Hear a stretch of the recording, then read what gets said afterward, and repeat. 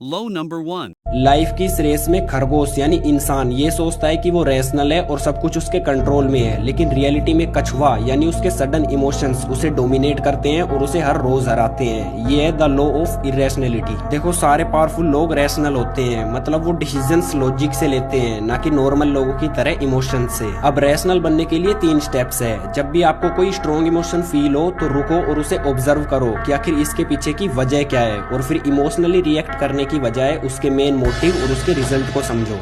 Low number 2. इंसान selfish और self obsessed होता है, सिर्फ खुद के बारे में सोचता है और अपनी ईगो को सेटिस्फाई करने के लिए हर वक्त दूसरों की अटेंशन और वैलिडेशन चाहता है। ये है द लॉ ऑफ नार्सिसिज्म। देखो, प्रॉब्लम सेल्फ लव नहीं है, प्रॉब्लम सेल्फ लव में अंधे होके सामने वाले की फीलिंग्स को इग्नोर करना है, क्योंकि इससे हम अपनी लाइफ में कभी इफेक्टिव रिलेशनशिप्स और पावरफुल नेटवर्क्स बना ही नहीं सकते। इसीलिए अपने सेल्फ लव को एम्पैथी में बदल दो, मतलब दूसरे लोगों के पर्सपेक्टिव्स और उनकी फीलिंग्स को समझो और उनके साथ इमोशनली कनेक्ट होना सीखो। Low number 3. कुछ लोग सांप होते हैं, अपना असली चेहरा छुपाकर अच्छे दिखावे का मुखौटा पहनते हैं। वो मुस्कुराते हैं, हमसे मीठी बातें करते हैं और हमें इंटरेस्ट दिखाते हैं ताकि हमें मैनिपुलेट कर सके। उन्हें पहचानना सीखो by seeing through their mask. देखो, लोग चाहे खुद को कितना ही छुपा ले, कुछ चीजें उनकी असलियत दिखाई देती है, जैसे उनके फेशियल एक्सप्रेशंस, बॉडी की टेंशन, बॉडी के गेस्चर्स, उनकी आई की मूवमेंट्स और उनके बोलने का तरीका। इन्हें पढ़ना सीखो, क्योंकि एक बार जब आप अपनी ऑब्जर्वेशन स्किल्स पे काम करना शुरू करोगे और इन्हें अपनी डेली लाइफ में प्रैक्टिस करोगे तो आप कुछ ही समय में एक मास्टर डिकोडर बन जाओगे। Low number 3, part 2. शेर जंगल का राजा सिर्फ इसलिए नहीं होता क्योंकि बाकी जानवर कमजोर है, वो इसलिए होता है क्योंकि वो खुद ताकतवर है। ये है the law of role playing. देखो, अगर आपको पावरफुल बनना है तो आपको दूसरों के इरादे को पढ़ने के साथ साथ खुद के इरादे छुपाना भी आना चाहिए, क्योंकि लाइफ में कई बार हमें घी निकालने के लिए उंगली टेढ़ी करनी पड़ती है। इसीलिए अपनी कामनेस और एक्टिंग स्किल्स को इतना डेवलप करो कि आपको कभी कोई समझ ही ना पाए, और याद रखना, हर पावरफुल इंसान इस चीज का मास्टर होता है। Low number 4. दोगले लोगों के साथ रहने से अच्छा है कुत्ता पाल लो, कम से कम वफादारी तो मिलेगी, क्योंकि ये दोगले लोग साले कब पलट जाए इन्हें खुद नहीं पता होता। ये है the law of compulsive behaviour. लोगों के साथ जोक करके, उनको क्रिटिसाइज करके या फिर उनको कोई चैलेंजिंग टास्क देके उनके कैरेक्टर को परखो, और फिर सिर्फ स्ट्रॉन्ग कैरेक्टर वाले लोगों के साथ रहो, क्योंकि लोगों के साथ काम करने और पार्टनरिंग करने के लिए कैरेक्टर ही वो प्राइमरी चीज होती है जो उनकी असली औकात बताती है, ना कि उनकी अपीयरेंस और personality.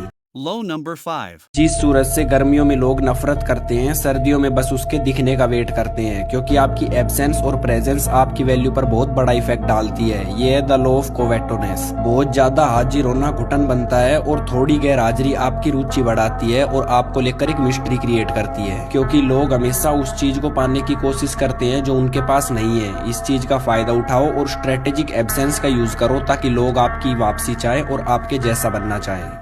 Low number 6.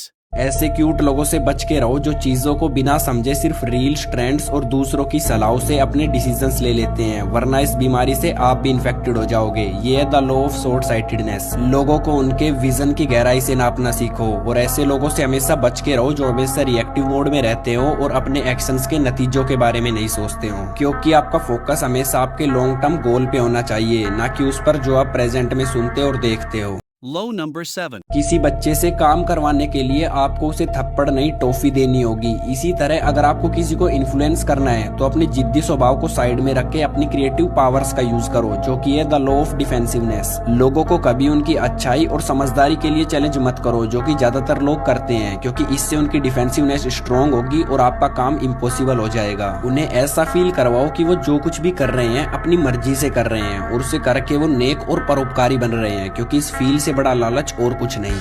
Low number 8. जिस तरह एक मिस्त्री डिसाइड करता है कि एक बिल्डिंग को शेप देकर उसे बुर्ज खलीफा बनाना है या जेल, उसी तरह आपका एटीट्यूड डिसाइड करता है कि आपकी रियलिटी को शेप देकर आपको सक्सीड बनाना है या फेलियर। ये है the law of self sabotage. अगर हमारा एटीट्यूड फियरफुल होगा तो हम हर सिचुएशन में नेगेटिविटी देखेंगे, अपॉर्चुनिटीज से डरेंगे और अपनी मिस्टेक्स का ब्लेम दूसरों के ऊपर डाल देंगे, क्योंकि हमारा माइंड और बॉडी एक है और एक दूसरे से इन्फ्लुएंस होता है। इसीलिए अपनी जिंदगी में मोहरे मत बनो, एक एक्टिव प्लेयर बनो और हमेशा ग्रोथ और इम्प्रूवमेंट के बारे में सोचो। Low number 9. रावण के तो 10 ही सिर थे, लेकिन आजकल के लोगों के 100 सिर होते हैं और लोग शायद ही वो होते हैं जो वो दिखाते हैं। ये है द लॉ ऑफ रिप्रेशन। लोगों के पोलाइट और फ्रेंडली बिहेवियर के पीछे एक डार्क साइड छुपी होती है, जिसमें इनसिक्योरिटीज, एग्रेशन और सेल्फिशनेस होती है, जिन्हें वो एक पॉजिटिव सोशल एनिमल बनने के लिए दबाते हैं और आपकी नजरों से छुपाते हैं। इसीलिए जितना आप एक टॉक्सिक इंसान से बच के रहते हो, उससे कहीं ज्यादा एक बहुत अच्छे और मीठे इंसान से बच के रहो। लोगों को डीपली ऑब्जर्व करना सीखो और हाँ, अपनी लाइफ में कभी किसी पर एक ही बार में ट्रस्ट मत कर लेना। Low number 9, part 2. हम सबकी एक डार्क साइड होती है, जिसमें सेल्फिशनेस और लालच जैसी चीजें भरी होती है, जिसे हम बहुत हल्के में लेते हैं और कभी इसका सामना नहीं करते, और ये हमारी सबसे बड़ी भूल है। इसलिए कन्फ्रंट योर डार्क साइड। देखो, प्रॉब्लम डार्क साइड नहीं है, लेकिन इसे छुपाना और नकारना है, क्योंकि इससे हम कभी अपने साथ ट्रू नहीं हो सकते, जिससे हमारा कैरेक्टर और पर्सनैलिटी कभी स्ट्रोंग नहीं बन सकता। इसीलिए अपनी कमियां पहचानो और अपनी डार्क साइड का सामना करो और एक स्ट्रोंग कैरेक्टर वाले आदमी बनो, दोगले नहीं, ताकि मरने के बाद लोग आपको गाली ना दे। Low number 10. कुछ महान लोग कहते हैं कि खुद को कभी किसी से कंपेयर मत करो, वहीं पर कुछ का कहना है कि कंपैरिजन से मोटिवेशन मिलता है, लेकिन ये दोनों ही बातें ट्रैप है अगर आपको कंपैरिजन करना नहीं आता। ये है द लॉ ऑफ एनवी। देखो, कंपैरिजन को अपने बेनिफिट के लिए यूज करने के लिए सबसे पहले तो अपने अंदर की जेलेसी को खत्म करो और इस बात को एक्सेप्ट करो कि किसी के पास जो कुछ भी है वो उसके पास है। अब आपका कंपैरिजन सिर्फ आपके ओल्ड सेल्फ से होना चाहिए, और जिसके साथ भी आप खुद को कंपेयर कर रहे थे उसको अपनी इंस्पिरेशन बनाओ, उसको स्टडी करो, उसके तरीकों को समझो और फिर उससे आगे निकल जाओ। Low number 11. ना जाने कितने लोग हाईली सक्सेसफुल बनते हैं, लेकिन अपनी सक्सेस को मेंटेन नहीं कर पाते, क्योंकि वो सुपीरियोरिटी के ट्रैप में फंसकर रियलिटी से नाता तोड़ देते हैं और घमंडी बन जाते हैं। इसलिए नो योर लिमिट्स। देखो, हम खुद को सुपीरियर और महान इमेजिन करते हैं और फिर हमारी एक छोटी सी सक्सेस इस फीलिंग को किसी और ही लेवल पे लेके चली जाती है, जिससे हम गॉड, लक और उन लोगों को भूल जाते हैं जिन्होंने हमारा साथ दिया था। इसीलिए खुद को सक्सेसफुल और सुपीरियर इमेजिन करो, इससे आप चीजों को अट्रैक्ट करते हो, लेकिन इसे कभी घमंड में कन्वर्ट मत होने देना और अपनी लिमिट्स हमेशा याद रखना, क्योंकि घमंड और कॉन्फिडेंस के बीच एक बहुत ही पतली सी डोर होती है। Low number 12. Blue is for boys and pink is for girls. Society की ये धारणा एक बॉय को मैन और एक गर्ल को वुमेन तो बना देती है, लेकिन उन्हें अंदर से वीक कर देती है। ये है the law of gender rigidity. Society में एक मैन मैस्कुलिन दिखने के लिए हमेशा अपनी सॉफ्ट साइड को छुपाता है और रूडनेस दिखाता है, वहीं पर एक वुमेन फेमिनिन दिखने के लिए हमेशा अपनी मैस्कुलिन साइड को छुपाती है और सॉफ्ट साइड को दिखाती है। लेकिन एक रियल मैन या वुमेन टाइम और जगह के हिसाब से अपनी दोनों साइड्स को यूज करता है, ताकि वो हर सिचुएशन को टैकल कर सके। Low number 13. मदिरा वो उठाता है जिसमें शस्त्र उठाने की शक्ति नहीं होती। महाभारत के इस कोट का मतलब है, जब एक इंसान के पास कोई एम या गोल नहीं होता तो वो खुद को नए नए एडिक्शंस में उलझा लेता है और नए नए प्लेजर्स ढूंढता है। ये है द लॉ ऑफ एमलेसनेस। देखो, जब बात हमारे कैरियर और अनएक्सपेक्टेड मूवमेंट से लड़ने पर आती है तो हम अपना बेस्ट देते हैं, लेकिन हमारे अंदर डायरेक्शन की कमी होती है, जिससे हम अपने मूड और दूसरों की राय में उलझ जाते हैं। इसीलिए अपना एक हाई पर्पस सेट करो, एक मिशन बनाओ जो आपको डायरेक्शन दे, जो आपकी पर्सनैलिटी से जुड़ा हो और जो आपको यूनिक बनाए।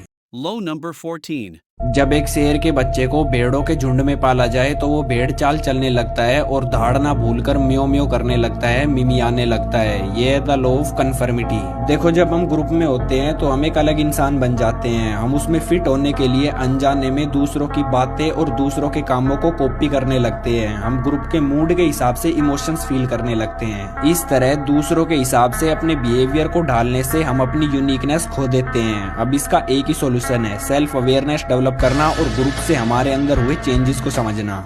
Low number 13. इंडियन पॉलिटिक्स से एक बात तो पक्की है कि लीडरशिप में हर एक गलती जो आप करेंगे वो किसी दूसरे के लिए मौका होगा आगे चलकर आपका ताज छीनने का। ये है द लॉ ऑफ फिकलनेस। देखो, जब आप किसी ग्रुप के लीडर होते हो तो लोग आपको तब उकसाएंगे जब आप कमजोर होंगे। उस वक्त लोग आपकी ताकत और क्षमता पर शक करेंगे, लेकिन एक पावरफुल लीडर बनने के लिए आपको लोगों की वफादारी नहीं बल्कि उनके भरोसे को जीतने पर ध्यान देना है, क्योंकि इससे लोग आपके साथ हमेशा खड़े रहेंगे, फिर चाहे सिचुएशन कितनी भी टफ क्यों ना हो।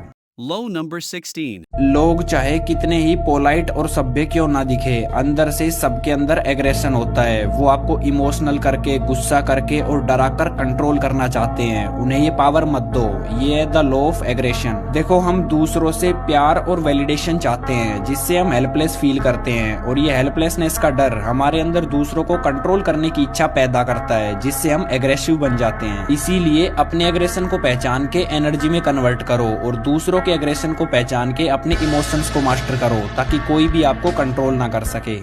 Low number 17. आप किसी इंसान की हरकतें और माइंडसेट देखते ही ये बता सकते हो कि वो एक जेनजी है या नहीं। ऐसा इसलिए क्योंकि हर जनरेशन की कुछ स्पिरिट्स होती है, कुछ लक्षण होते हैं। ये है the law of generational myopia. देखो, हर जनरेशन खुद को पिछली जनरेशन से अलग दिखाकर दुनिया के लिए एक नई टोन सेट करना चाहती है, और जिस जनरेशन में आप पैदा हुए हो वो आपको आपकी इमेजिनेशन से कहीं ज्यादा डिफाइन करती है। इसीलिए इस चीज को ध्यान से समझो कि आप कौन हो, आप में क्या यूनिक है और आप इस दुनिया को कैसे देखते हो, क्योंकि हो सकता है आप ही वो इंसान हो जो अपनी जनरेशन के लिए नए ट्रेंड सेट करेगा। Low number 18. एक दिन तो हमें मरना ही है। ये चीज दो माइंडसेट्स को जन्म देती है। पहला वो जो मजे और प्लेजर से ऑब्सेस हो जाता है, और दूसरा वो जो अपने गोल्स और सक्सेस से ऑब्सेस हो जाता है। क्योंकि मेरे भाई, एक दिन तो हम सबको मरना ही है। देखो, हम चीजों को इसलिए टालते हैं क्योंकि हम सोचते हैं कि हमारे पास बहुत टाइम है, लेकिन हमें सोचना ये चाहिए कि हम अपनी मौत के करीब जाते जा रहे हैं और हमारे पास लिमिटेड टाइम है। क्योंकि ये चीज हमें हमारे गोल्स की ओर पुश करेगी, हमें प्रॉब्लम से लड़ने की हिम्मत देगी और हमें ये बताएगी कि आखिर हमारी लाइफ में सच में क्या मैटर करता है। Thank for